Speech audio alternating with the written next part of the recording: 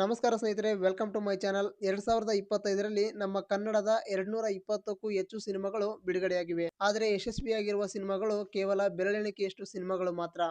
ಹಾಗಿದ್ರೆ ನೋಡೋಣ ಬನ್ನಿ, 2025ರಲ್ಲಿ ಬಿಡುಗಡೆಯಾದ ಕನ್ನಡದ ಟಾಪ್ 10 ಸಿನಿಮಾಗಳು ಯಾವುವು ಅಂತ.